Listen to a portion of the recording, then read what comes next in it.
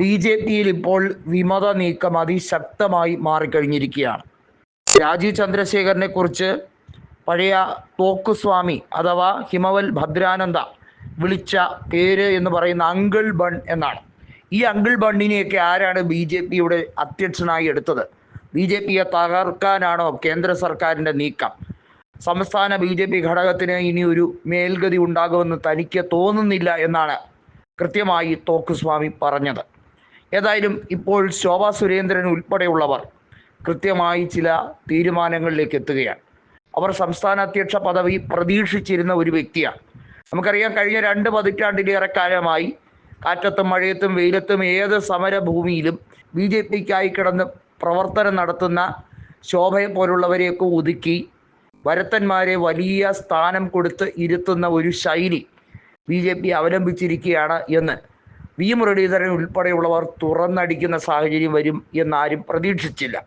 V മുരളീധരനും Shobha സുരേന്ദ്രനുമൊക്കെ 2 തട്ടിലാണ് കഴിഞ്ഞ ഏറെക്കാലമായി പ്രവർത്തിച്ചു കൊണ്ടിരുന്നത്. എന്നാൽ ഇപ്പോഴിതാ പുറത്തുനിന്നും ഒരു വ്യക്തി അധികാര കസേരയിൽ ഞെളിഞ്ഞിരിക്കുമ്പോൾ ഇവർക്ക് ആർക്കും സഹിക്കുന്നില്ല.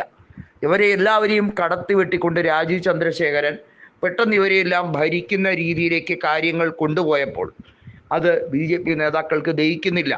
PK കൃഷ്ണദാസും അതുപോലെ തന്നെ മുതിർന്ന പല നേതാക്കളും രാജീവ് ചന്ദ്രശേഖരനെതിരെ തിരിഞ്ഞു കഴിഞ്ഞിരിക്കുകയാണ്. ഇയാളെപ്പോലുള്ളവരെ ഇനിയും സഹിക്കേണ്ട കാര്യം ഇല്ല എന്ന് വി മുരളീധരൻ തന്നെ തുറന്നടിക്കുന്ന സാഹചര്യമാണ്.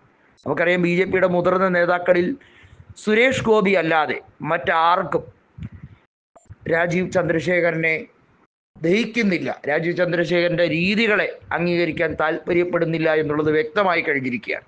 ശോഭാ സുരേന്ദ്രനെ കോൺഗ്രസിലേക്ക് എത്തിക്കാൻ വേണ്ടിയുള്ള നീക്കവും പല കോണുകളിൽ നിന്നും ഉയരുകയാണ്. ശോഭാ സുരേന്ദ്രൻ കോൺഗ്രസിൽ എത്തേണ്ട താമസം സീറ്റ് കൊടുക്കാൻ തയ്യാറാകുന്ന രീതിയിലേക്ക് കാര്യങ്ങൾ കൊണ്ടുപോവുകയാണ്. ശോഭയാണെങ്കിലോ BJPയുടെ ഒരു പൊതുപരിപാടിയിലും പങ്കെടുക്കാതെ അവർ എതിരഭിപ്രായവും പറഞ്ഞ് മാറി നിൽക്കുന്ന ഒരു സാഹചര്യം ഇപ്പോൾ വന്നിരിക്കുകയാണ്. അവരെ രാജ്യസഭയിലേക്ക് കൊണ്ടുപോകാനും BJP ദേശീയ നേതൃത്വം തയ്യാറാകുന്നില്ല. ഈ ഒരു സാഹചര്യത്തിൽ, അതായത് BJPക്ക് വേണ്ടി പാടുപെട്ട് പണിയെടുത്ത പല നേതാക്കളെയും തഴഞ്ഞുകൊണ്ട് ഇന്നലെ വന്നവരെയൊക്കെ വലിയ തോതിൽ പൂമാല കൊടുത്ത് സ്വീകരിച്ചിരുത്തുന്ന ശൈലി അംഗീകരിക്കാൻ കഴിയില്ല എന്നാണ് PK കൃഷ്ണദാസ് ഉൾപ്പെടെയുള്ളവർ പറയുന്നത്. അതുകൊണ്ട് തന്നെയാണ് BJPക്കുള്ളിലെ ആഭ്യന്തര പ്രശ്നം അതിരൂക്ഷമാകുന്ന തരത്തിലേക്ക് കൊണ്ടുപോകുന്നത്. ശരിക്കും ഇത് തകർച്ചയുടെ തുടക്കമായി തന്നെയാണ് കണക്കാക്കപ്പെടുന്നത്.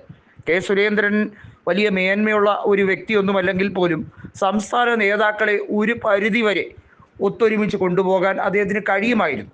എന്നാൽ അന്യദേശക്കാരനായ രാജീവ് ചന്ദ്രശേഖരനെ ഇരുകൈയും നീട്ടി സ്വീകരിക്കാൻ BJP നേതൃത്വം തയ്യാറാകുന്നില്ല.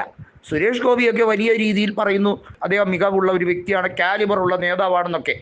പക്ഷെ അതൊന്നും സാധാരണ താഴെക്കിടയുള്ള നേതാക്കന്മാർ അംഗീകരിച്ചു കൊടുക്കുന്നില്ല. നിരവധിയായ നേതാക്കൾ അതിരൂക്ഷമായി ഇദ്ദേഹത്തിനെതിരെ തിരിഞ്ഞിരിക്കുകയാണ്. തദ്ദേശ സ്വയംഭരണ തെരഞ്ഞെടുപ്പിലും നിയമസഭാ തെരഞ്ഞെടുപ്പിലും ഇതിൻ്റെ ആഫ്റ്റർ എഫക്റ്റ് വളരെയധികം ബാധിക്കും എന്ന് മനസ്സിലാക്കിക്കൊണ്ട് തന്നെയാണ് BJP നേതൃത്വം ഇപ്പോൾ ഓരോ ചുവടും വയ്ക്കുന്നത്.